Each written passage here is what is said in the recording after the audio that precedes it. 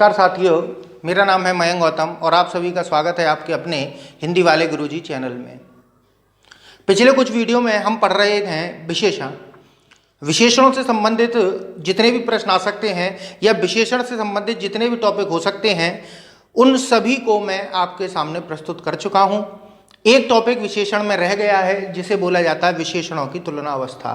प्रश्न यहाँ से भी बनते हैं और किस प्रकार बनते हैं हम उसकी चर्चा भी करेंगे। और पहले हम जानते हैं कि ये तुलना अवस्था क्या होती है या विशेषणों का तुलनात्मक अध्ययन क्या है, उसको जानेंगे। तो चलिए आइए शुरू करते हैं विशेषणों की तुलना अवस्था। देखिए, विशेषणों की तुलना अवस्था जानने से पहले शब्द की बात करते हैं तुलना। तुलना क्या होती है? तुलना का अर्थ है तोलना। और जब भी हम किसी चीज को तोलते हैं तो दो चीज आपके पास होनी चाहिए। पहली, वह वस्तु जिसे आप तोल रहे हो, और दूसरी वह वस्तु जिससे आप तोल रहे हो। जैसे एक तो चीज हो गई बाट और दूसरी चीज हो गई जैसे चांदी है, पीतल है, तो सोना है, चीनी है, बूरा है, ये सभी क्या है? ये वस्तु है। अब यहां व्याकरण की बात करें तो व्याकरण में तुलना का अर्थ है दो संज्ञाओं की तुलना करना। ठीक है, किसकी संज्ञाओं की? दो संज्ञाओं की तुलना करना।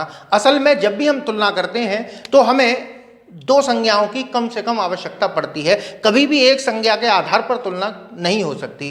तो दो संज्ञाओं की तुलना, जैसे मैं लिख दूं रवि और सुरेश। ठीक है, अब हमने लिख दिया, एक से भी लिख दिया। तो अब ये बताइए, क्या यह तुलना पूर्ण हो गई? रवि सुरेश से हो पा रही है? नहीं हो पा रही। रवि सुरेश से हमने दोनों लिख दिए जिसकी तुलना करनी है, लेकिन जब तक आप गुण नहीं लिखोगे या कहा जाए विशेषण नहीं लिखोगे तब तक ये तुलना पूर्ण नहीं होगी। कहने का तात्पर्य मेरा यह है कि जब भी हम दो या दो से अधिक संज्ञाओं के मध्य तुलना करते हैं तो आवश्यकता पड़ती है हमें विशेषण की। अब वो विशेषण या गुण किसी भी प्रकार का हो सकता है। देखिए कैसे, रवि सुरेश से लंबा है, ठीक है, अच्छा है, ठीक है, ईमानदार है, ठीक है, लंबा है, चौड़ा है, अच्छा है, ईमानदार है, बेईमान है।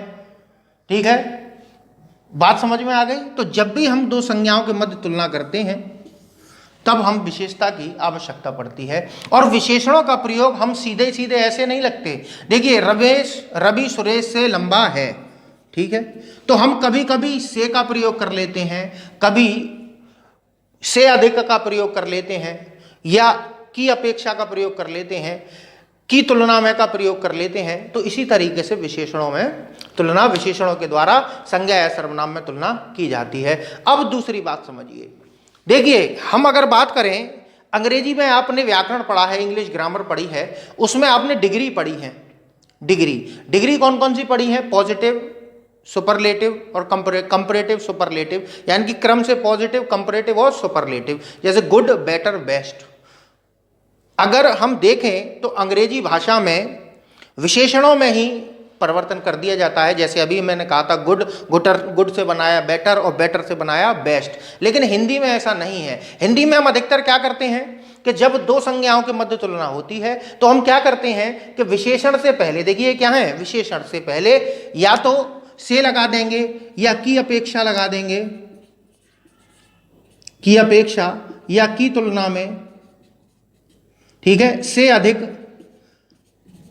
इन शब्दों का प्रयोग हम आसानी से कर लेते हैं। और जब दो से अधिक संज्ञाओं की तुलना की जाती है तो हम क्या कर देते हैं कि रवि सबसे अच्छा, या सभी में, ठीक है, या सर्व, इन शब्दों का हम प्रयोग कर लेते हैं। लेकिन संस्कृत की यदि बात करी जाए तो संस्कृत में तुलना अवस्था प्रकट करने के लिए तर और तम प्रत्यय का प्रयोग किया जाता है विशेषणों के साथ। इस आधार पर विशेषणों की तीन अवस्थाएं बनती हैं। हमें उन्हीं अवस्थाओं को पढ़ना है। तो चलिए चलते हैं विशेषणों की उन तीन अवस्थाओं की तरफ। ठीक है, चलिए देखिए, विशेषण की तीन अवस्थाएं होती हैं। कौन कौन सी होती हैं उनको हम पढ़ेंगे। देखिए, पहली है मूलावस्था। कौन सी है? मूलावस्था। दूसरी है उत्तरावस्था और तीसरी है उत्तमावस्था।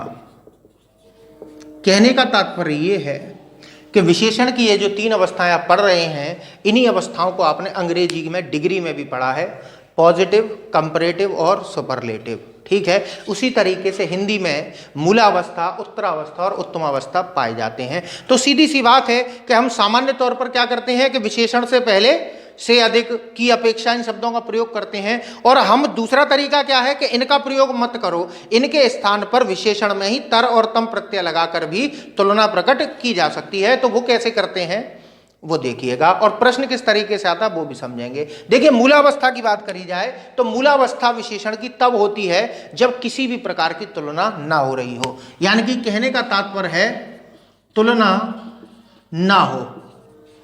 तुलना कब नहीं होगी? जब एक ही संज्ञा के गुणों की बात होगी तो वहां पर तुलना नहीं होगी। इसका एक एग्जाम्पल लिख लेते हैं, उदाहरण लिख लेते हैं। जैसे राम अच्छा आदमी है। कैसा है? अच्छा आदमी है। यहां हमने जो अच्छा विशेषण का प्रयोग किया है, ये जो विशेषण है किस अवस्था में है? अभी मूलावस्था में है। बात समझ में आ रही है आपके? तो जब विशेषणों की तुलना ना हो तब विशेषण किस रूप में आता है? अपने मूल रूप में आता है। बात समझ में आई? चलिए, जैसे अब उत्तरावस्था की बात करते हैं। उत्तरावस्था का मतलब है जब 2 संज्ञाओं में तुलना हो, जब 2 संज्ञाओं में तुलना हो। देखिए, जब भी दो संज्ञाओं में तुलना होती है तब विशेषण की कौन सी अवस्था कहलाती है? उत्तरावस्था कहलाती है। इसका पहले एक सामान्य उदाहरण लिख लेते हैं। सामान्य उदाहरण क्या है? देखिए, सामान्य उदाहरण में मैं लिखूंगा जैसे राम रवि की अपेक्षा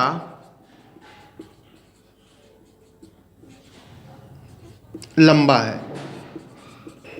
ठीक है, अब यहां की अपेक्षा की जगह की तुलना में भी कर सकते हो, से भी कर सकते हो। ठीक है, बात समझ में आ रही है? तो ये तो है सामान्य उदाहरण।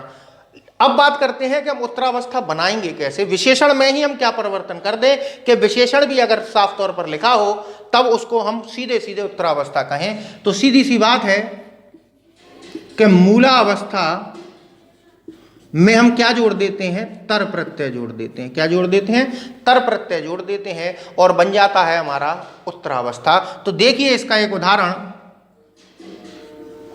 जैसे सीमा गीता से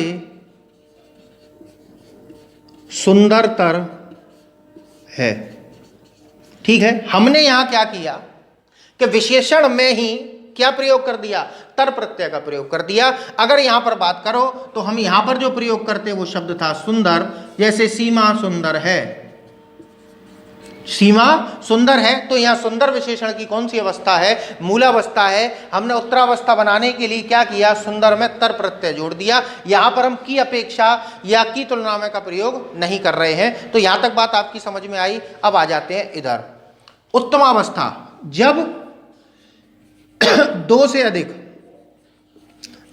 से अधिक संज्ञाओं की तुलना होती है।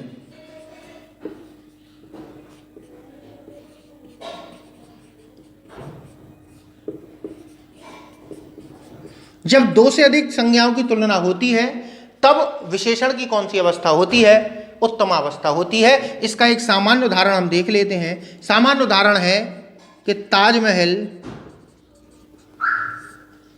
सबसे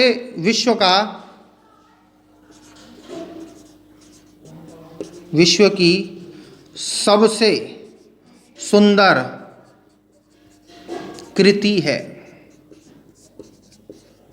ठीक है, ताजमहल क्या है? विश्व की सबसे सुंदर कृति है या सबसे सुंदर रचना है या कुछ भी कह लो आप। तो यहां पर आप देखते हैं कि हमने यहां क्या किया कि सुंदर से पहले सबसे का प्रयोग कर दिया। तो इस सबसे ने क्या करा?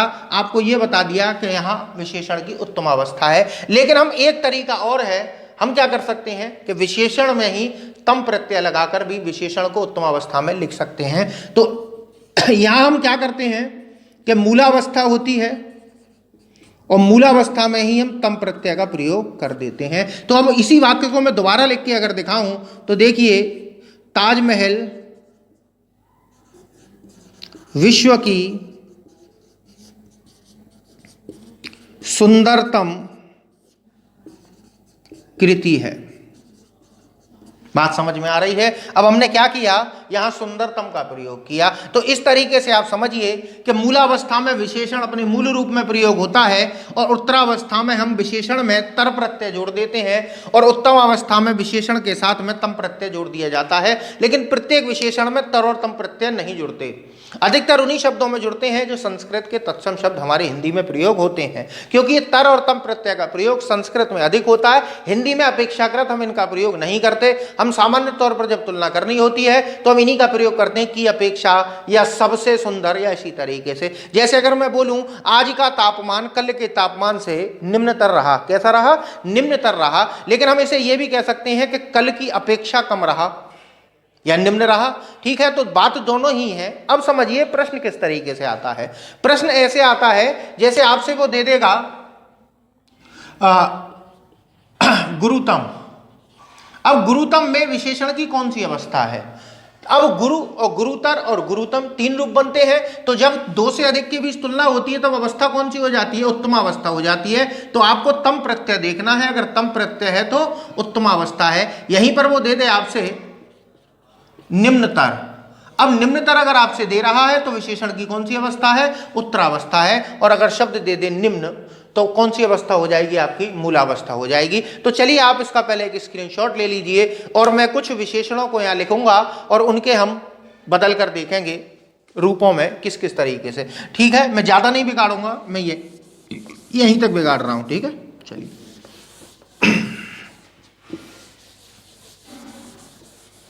ठीक है, देखिए हमें करना क्या है, कुछ नहीं करना। देखिए विशेषण की अवस्थाएं पहचानने के लिए देखिए सुंदर, सुंदर यहां क्या हो जाएगा, सुंदरतर।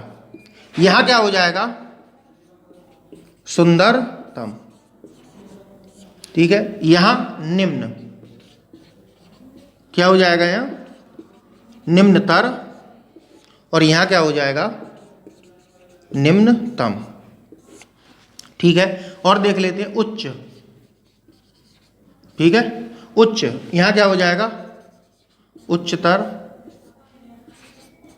उच्चतम। ठीक है, प्रिय, प्रिय, प्रियतर। और यहां क्या हो जाएगा, प्रियतम। ठीक है, गुरु ले लीजिए, गुरु,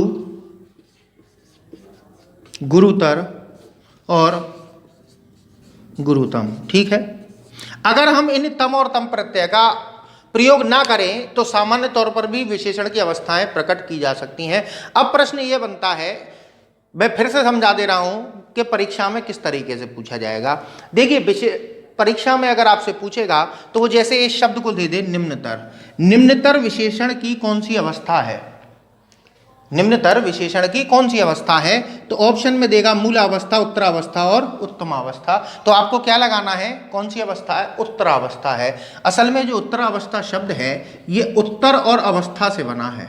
किससे बना है, उत्तर और अवस्था से। तो देखिए उत्तर में तर आ रहा है और ये कैसी विशेष अवस्था है, उत्तम अवस्था है। तो उत्तम में क्या आ रहा है, तम। तो इससे भी आप पहचान सकते हो उत्तम तम प्रत्यय, उत्तर तर प्रत्यय। ठीक है, और देखिए दूसरा प्रश्न किस तरीके से बनता है कि जब दो या दो से जब दो से अधिक संज्ञाओं की तुलना की जाती है तब विशेषण की कौन सी अवस्था लगती है, तब विशेषण की होती है अवस्था उत्तमावस्था। या कहा जाए जब तुलना नहीं होती तब विशेषण की कौन सी अवस्था होती है, मूलावस्था।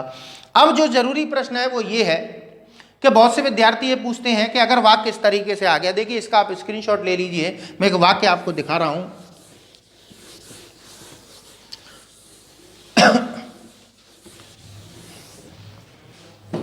देखो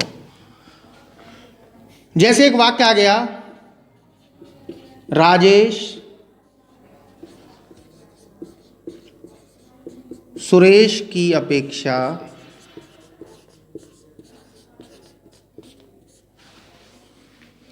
ईमानदार है, अधिक ईमानदार है या ईमानदार है। तो सीधी सी बात है कि विशेषण यहां पर आप देखोगे तो विशेषण तो भाई मूलावस्था में है विशेषण, लेकिन किस अवस्था का प्रयोग हुआ है वो ये आपसे पूछ रहा है वाक्य में। तो वो आपसे देगा कि मूलावस्था है, उत्तरावस्था है, उत्तमावस्था है, या कोई चौथा ऑप्शन इनमें से कोई नहीं। तो आप ये समझिए कि अगर हम विशेषण देखें, अगर स्वतंत्र रूप से दिया होता तो ईमानदार मूलावस्था है, और ईमानदार में ईमानदार तर और ईमानदार तम बन भी नहीं सकता। तो उस प्रत्येक शब्द में तर और तम नहीं जुड़ जाएंगे, तो अब हम इसको क्या लगाएंगे, तब आपको ये देखना है कि तुलना कितने के बीच हो रही है, दो के बीच। तो जब दो के बीच तुलना हो रही है तो यहाँ हम विशेषण में कौन सी अवस्था लगाएंगे, यहाँ उत्तरावस्था लग जाएगी। जैसे मूल दे दिया है आपका उत्तर अवस्था, उत्तम अवस्था, या इनमें से कोई नहीं, तो आप क्या लगाओगे, उत्तर अवस्था। ठीक है, और मैं यही दे दूं राजेश शहर का सबसे ईमानदार व्यक्ति है। ठीक है, मैंने वाक्य क्या दिया, राजेश शहर का सबसे ईमानदार व्यक्ति है।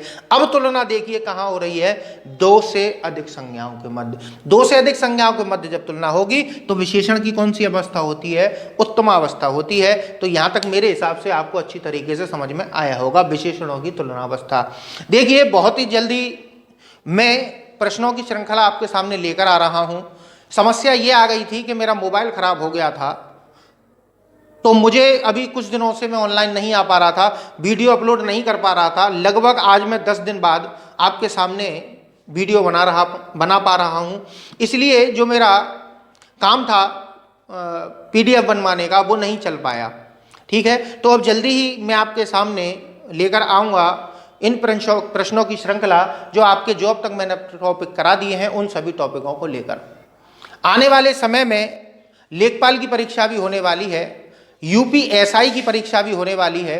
UPSI अर्थात दारोगा की परीक्षा। दारोगा की परीक्षा के बारे में मैं आपसे एक बात कहना चाहूँगा कि देखिए दारोगा की परीक्षा में प्रत्येक विषय जो आपके सिलेबस में है सभी महत्वपूर्ण है, लेकिन हिंदी एक ऐसा सब्जेक्ट है जो आपको अच्छे नंबर दिला सकती है। ठीक है, आप ये मत सोचिए कि हिंदी को आप अकेले अपने आप ऐसे ही निपटा दोगे। हिंदी को भाई हम नहीं निपटा सकते। हिंदी की हम पूजा करते हैं, हिंदी की उपासना करते हैं। हिंदी आज तक हम इतने कॉन्फिडेंस में नहीं आए कि हिंदी के हम बहुत बड़े व्याकरणाचार्य हो गए। तो आप अपनी बात तो दूर छोड़िए। तो इसीलिए मैं कह रहा हूँ थोड़ा सा हिंदी पर ध्यान दीजिए, और एक बात पर विशेष तौर पर ध्यान दीजिए कि व्याकरण पढ़ते समय, खास तौर पर हिंदी व्याकरण पढ़ते समय इस बात पर आपको ध्यान देना बहुत आवश्यक है, कहीं आप व्याकरण गलत तो नहीं पढ़ रहे किसी से। और जितना विस्तार से मैं आपको क्रमानुसार पढ़ा रहा हूं UPSI के लिए, इससे ज़्यादा या इससे ज़्यादा डीप आपको कोई नहीं पढ़ा रहा, और इसी में से आपका पूरा का पूरा UPSI का सिलेबस आएगा, पेपर आएगा व्याकरण के पार्ट से। ठीक है, तो चलिए मिलते हैं आपसे जल्दी ही किसी अगले वीडियो में। तब तक मैं आपसे इजाज़त चाहता हूँ। नमस्कार।